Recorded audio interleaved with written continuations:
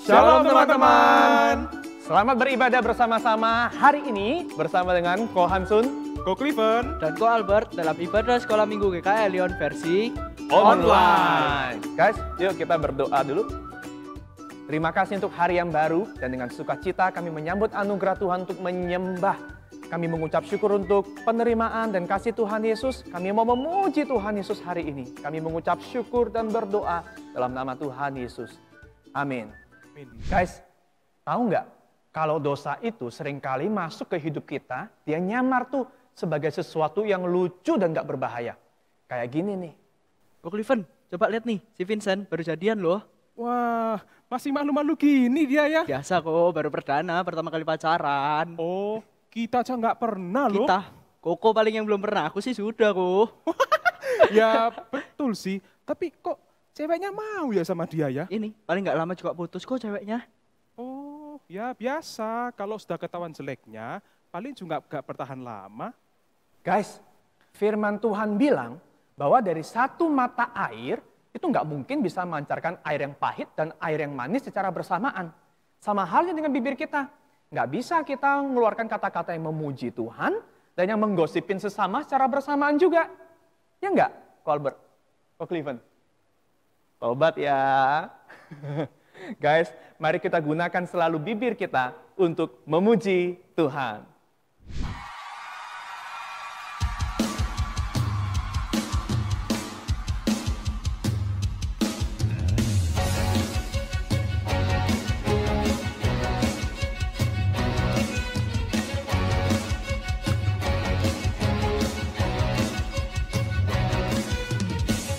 Terpujilah nama-Mu Tuhan, kuat dan penuh kemuliaan.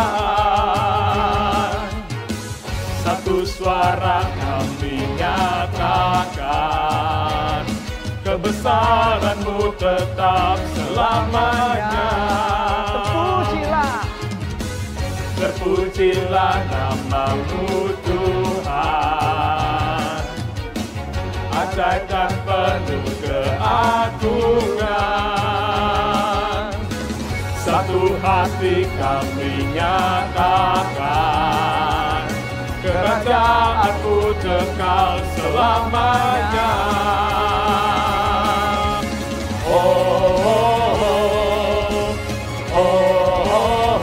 Engkaulah Raja atas dunia, yang menghancurkan kutuk dan membebaskan jiwa. Kami bersorak, bertepuk tangan.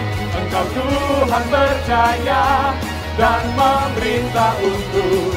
Engkaulah Raja atas dunia, yang menghancurkan kutuk dan membebaskan jiwa.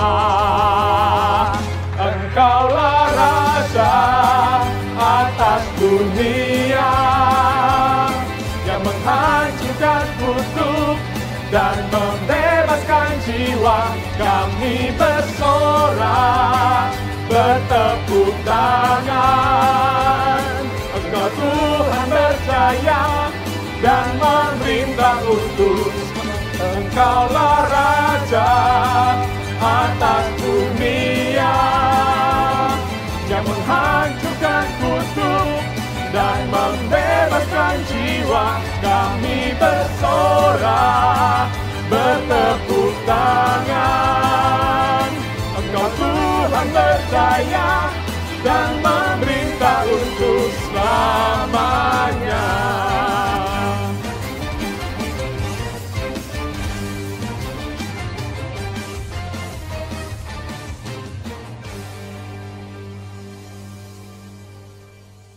Guys, selain lucu dan gak berbahaya, dosa itu juga sering masuk dengan menyamar sebagai sesuatu yang kecil kelihatannya. Albert, kafe yuk. Ya, mana boleh kok sama mama. Masih pandemi gini kan nggak boleh sering-sering keluar kok. Alah, bentar aja. Yang penting bawa maskernya. Ya, emang waktu makan sama minum kita pakai masker kok. Suka-suka kamu lah. Cemen kamu, sudah buat gede, masih lapor sama mama. Buat apa? Dosa kok kalau gak jujur. Dosa kecil-kecil aja enggak apa-apa lah. Guys, emangnya Tuhan Yesus itu cuma mati menembus dosa-dosa kita yang kita anggap besar ya? Yang kecil enggak ya? Semua dosa itu serius di hadapan Tuhan.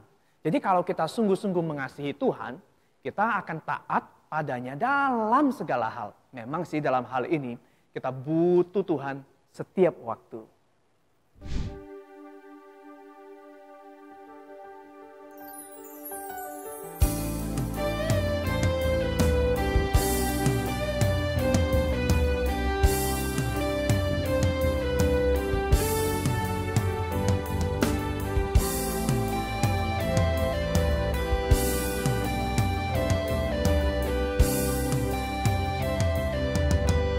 Tuhan, kami perlu setiap waktu. Tuhan, aku perlu setiap waktu. Suara apapun tak menghibur. Oh Tuhan, aku perlu selalu, ku mau datang padamu, oh Tuhanku.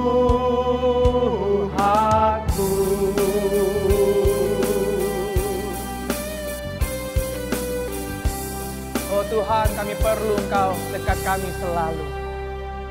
Tuhan, aku perlu Kau dekatku.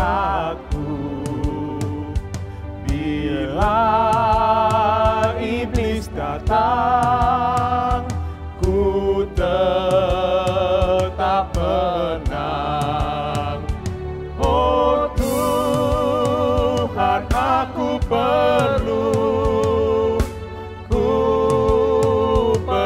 selalu, ku mau datang padamu, oh Tuhanku.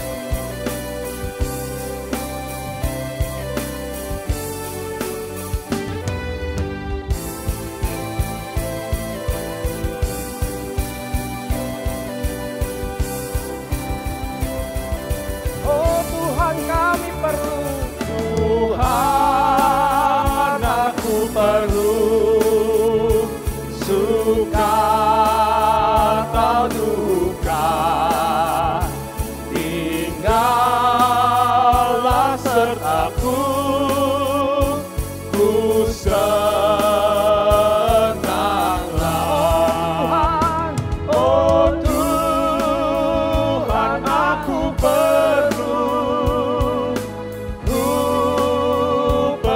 selalu, ku mau datang padamu, ku mau datang padamu, ku mau datang padamu, oh Tuhanku.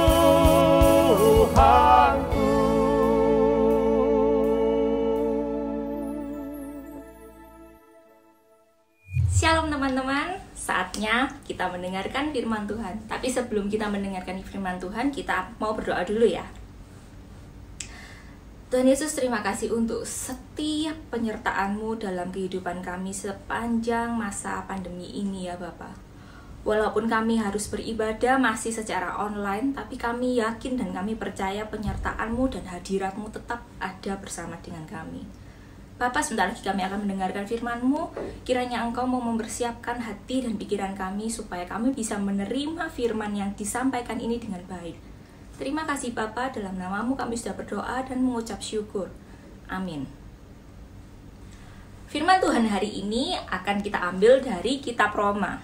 Kitab Roma sendiri kita tahu kalau yang nulis adalah Rasul Paulus. Dan Kitab Roma ini terdiri dari 16 pasal.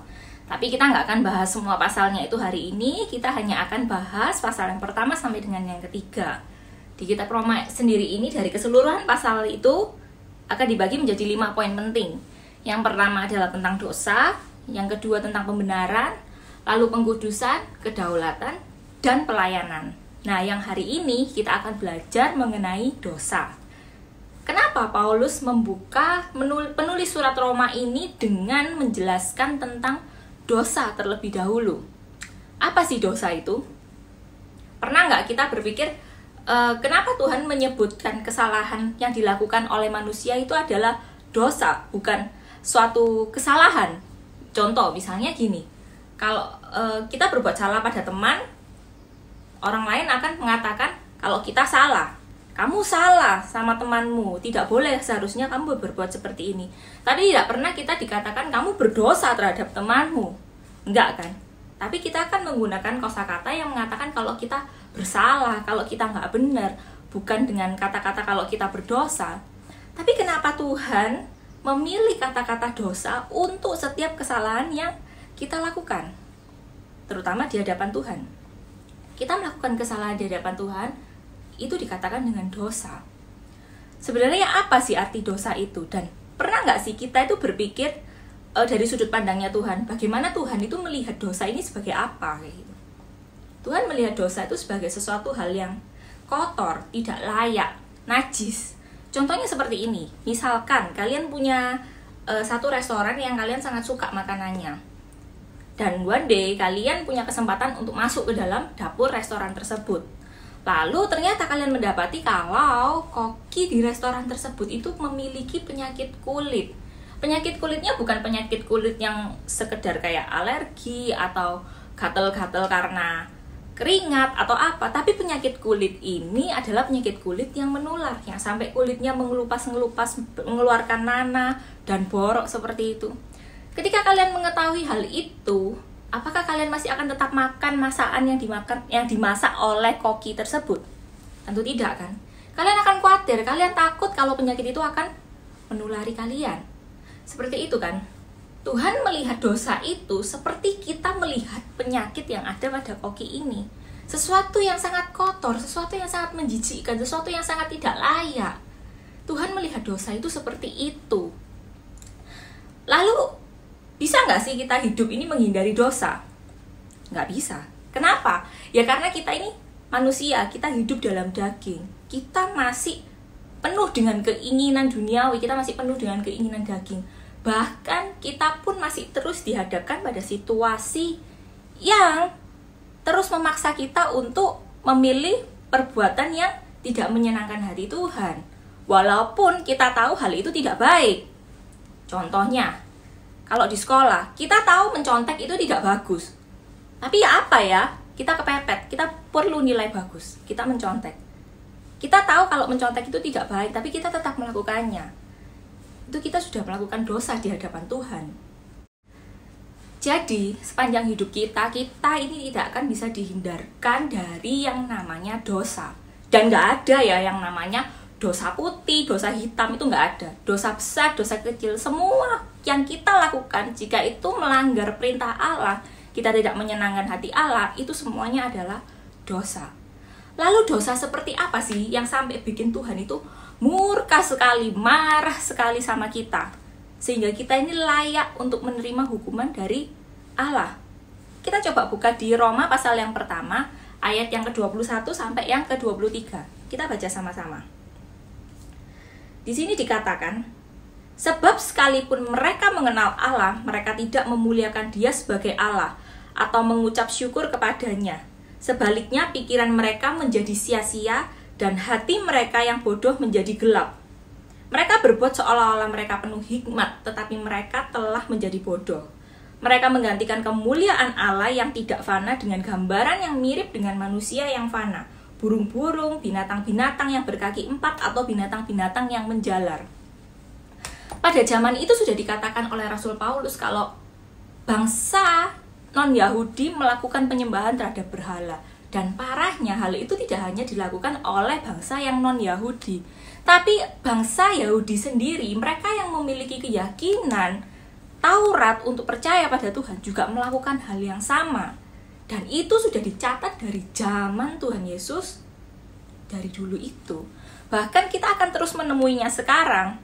Kita sebagai orang yang beriman, sebagai orang yang percaya pada Tuhan, kita pun masih juga melakukan hal yang sama seperti itu.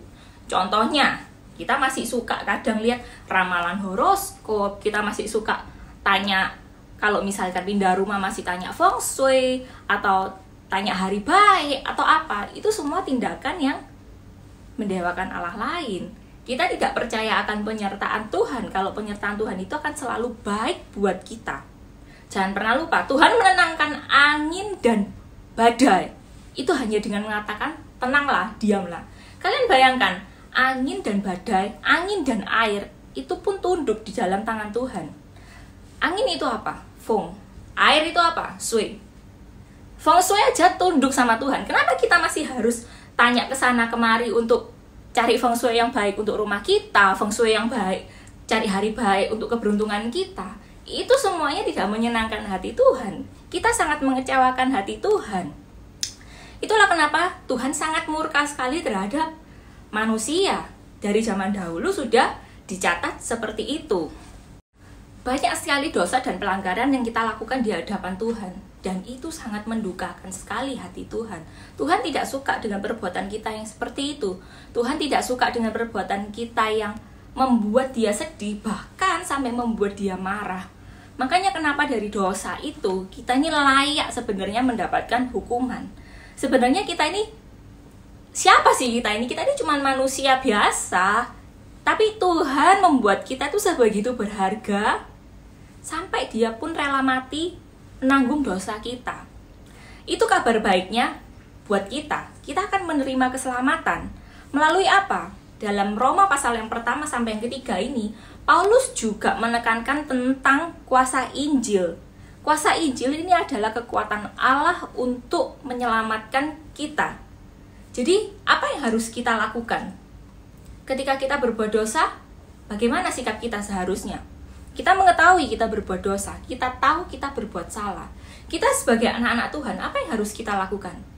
Kita harus datang pada Tuhan. Kita harus mengakui dosa kita dengan sepenuh hati kita. Berjanji untuk tidak akan mengulanginya lagi. Berjanji untuk tidak akan mengulanginya lagi. Ini juga jangan main-main, karena kita sudah berjanji ya kita harus melakukannya. Jangan kalau kita sama mama kita ya, kita janji, iya ma, janji lain kali kalau habis main dirapikan. Iya ma, janji kalau habis main nanti kita belajar. Iya ma, janji ini, janji itu, janji ini, janji itu. Tapi kita akan terus mengulanginya lagi untuk menyakiti hati mama kita. Kita sebagai anak Tuhan, kita tidak boleh seperti itu. Apa yang kita janjikan pada Tuhan, kita harus pegang benar-benar. Dan kita harus melakukan janji kita ini. Kita harus membuat diri kita ini memancarkan kemuliaan Allah. Kenapa? Karena kita ini anak-anak Allah, kita ini anak-anak terang. Seharusnya kita memancarkan terang, bukan memancarkan kegelapan. Jadi, jika kalian mengatakan kalian mengasihi Yesus, kalian harus menunjukkan sikap yang sebenarnya bagaimana kalian mengasihi Yesus. Jangan dengan kita mengatakan, oh aku mengasihi Tuhan kok, aku cinta sama Tuhan, tapi perbuatan dan perkataan kita tidak mencerminkan hal yang demikian. Itu sangat membuat Tuhan sedih. Dan mungkin kalau dengan perbuatan kita yang dengan sengaja kita melakukan perbuatan yang tidak menyenangkan hati Tuhan, Tuhan pun juga bisa marah dan menghukum kita. Jadi, kalau kita mengatakan kita mengasihi Yesus, kita mencintai Tuhan kita harus melakukan perbuatan yang menyenangkan hati Tuhan. Kita harus berusaha untuk melakukan kehendak Allah. Contoh, misalnya begini ya. Cece bilang kalau Cece ini sayang sama suami Lause. Cece ini cinta sama suami Lause. Tapi apakah bisa dibilang kalau Cece ini sayang sama suami Lause, tapi Cece ini terus melakukan perbuatan yang membuat suami Cece ini marah, membuat suami Cece ini kecewa. Apakah seperti itu rasa sayang? Apakah seperti itu rasa cinta? Tentu tidak. Jika Cece benar-benar mencintai suami Cece akan melakukan sesuatu yang menyenangkan hatinya, sesuatu yang tidak membuat dia kecewa. Seperti itu kira-kira. Kalau kita benar-benar mengasihi Yesus, kalau kita benar-benar mencintai Yesus, kita akan melakukan perbuatan yang menyenangkan hati Dia. Perbuatan yang kita ini ada rasa takut untuk membuat Tuhan ini marah, kita ada rasa takut untuk membuat Tuhan ini sedih. Jadi teman-teman, selama kita hidup di dunia ini, kita akan terus dihadapkan pada situasi dan kondisi di mana kita akan terus melakukan perbuatan dosa. Dan kita sebagai anak-anak Tuhan, seperti yang tadi sudah Cece katakan, jika kita melakukan dosa, baik yang kita lakukan dengan sengaja maupun tidak dengan sengaja, kita harus datang memohon ampun pada Tuhan. Karena kita telah menerima berita baiknya dari Tuhan. Kalau Tuhan telah memberikan keselamatan, Tuhan telah menganugerahkan keselamatan bagi kita. Dengan cara bagaimana? Ya melalui Injil, melalui firman yang disampaikan oleh Cece, oleh lausu-lausu yang lain, oleh hamba-hamba Tuhan yang lain. Kita harus membuka telinga kita lebar-lebar, membuka hati kita lebar-lebar untuk bisa menerima firman Tuhan ini dan melakukannya dengan bijak dalam kehidupan kita sehari-hari. Karena yang seperti Cece bilang tadi, karena kita ini adalah anak-anak Tuhan. Kita ini anak-anak terang yang seharusnya memancarkan kemuliaan Allah, bukan yang memancarkan hal yang tidak menyenangkan hati Allah. Jadi teman-teman, jika kita ingin menerima anugerah keselamatan, percayalah dan lakukanlah Injil dan firman Tuhan dalam kehidupan kita sehari-hari. Perlakukan kehidupan kita sebijak mungkin. Kita hidup untuk menyenangkan hati Allah. Kita hidup untuk memancarkan kemuliaan Allah. Kita hidup untuk tidak melakukan dosa yang menyakiti hati Allah. Mari kita berdoa. Tuhan Yesus, terima kasih untuk firman-Mu yang telah Engkau sampaikan pada hari ini ya Bapa. Bapa, kiranya Engkau mau mengampuni segala dosa dan kesalahan yang kami lakukan, baik yang kami lakukan dengan sengaja maupun yang dengan tidak sengaja ya Bapa. Ajarlah kami terus selalu berpegang teguh pada firman-Mu. Tuntunlah kami selalu, bawalah langkah kami selalu untuk terus berada di dalam-Mu, di dalam jalan-Mu yang terang dan benar ini. Sehingga kami dalam perbuatan kami sehari-hari kami boleh memancarkan kemuliaan-Mu. Terima kasih Bapa, dalam nama-Mu kami sudah berdoa dan mengucap syukur. Amin. Hafalan hari ini kita ambil dari Roma pasal yang kelima, ayat yang ketiga sampai yang kelima. Roma pasal kelima ayat ketiga sampai keempat. Demikian bunyinya. Dan bukan hanya itu saja, kita malah bermegah juga dalam kesengsaraan kita. Karena kita tahu bahwa kesengsaraan itu menimbulkan ketekunan. Dan ketekunan menimbulkan tahan uji, dan tahan uji menimbulkan pengharapan. Jadi teman-teman, jika kalian telah melakukan perbuatan dosa, kalian sadar itu perbuatan yang tidak menyenangkan hati Tuhan, datang padanya, minta ampun, dan teruslah bertekun di dalam kesengsaraan kita. Mengikut Yesus tidak selalu jalannya lurus, kita akan banyak melakukan kesalahan. Tapi jika bersama dengan Yesus kita rajin baca Alkitab, kita memakai firman Tuhan sebagai pegangan dan jalan hidup kita, Tuhan akan menyertai.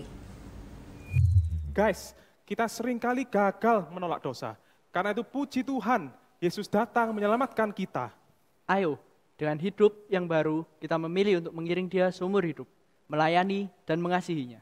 Meski nggak mudah dan seringkali ada harga yang harus kita bayar untuk taat, ayo kita tetap setia, karena harga yang kita bayar di dunia ini, itu nggak ada apa-apanya dibanding dengan janji yang Tuhan berikan, yaitu mahkota kehidupan.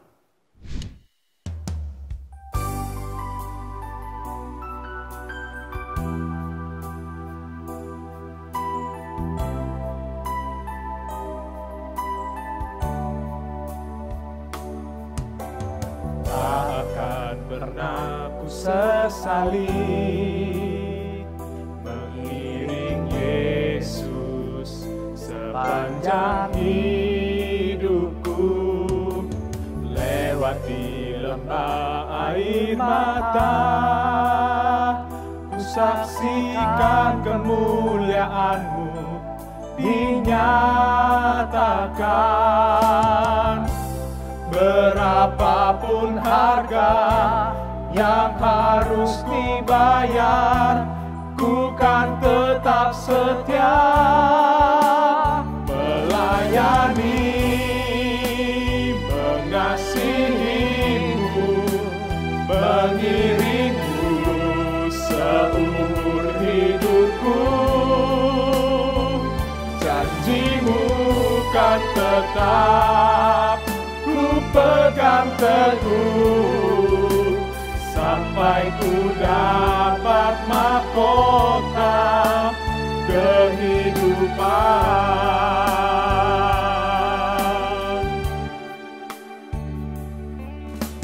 Tak akan pernah ku sesali mengiring Yesus sepanjang hidupku, lewati lemah air mata, ku saksikan kemuliaan-Mu dinyatakan.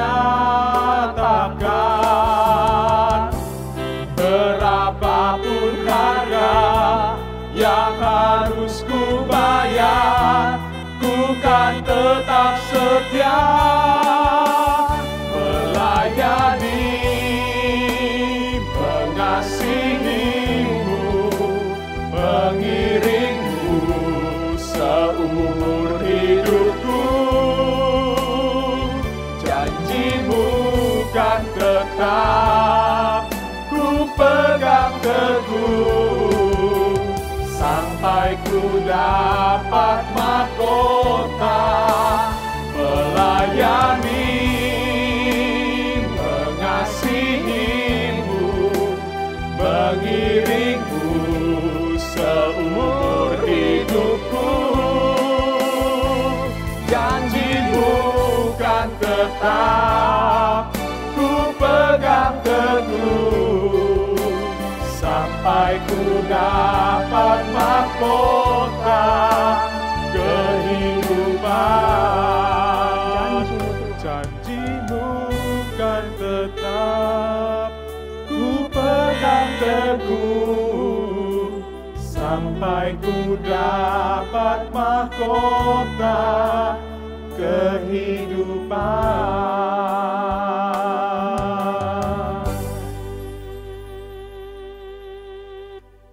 Guys, sampai sini ibadah kita. Sampai jumpa minggu depan dalam ibadah sekolah minggu GKI Elion versi Online. Take care. Jesus loves you. Bye.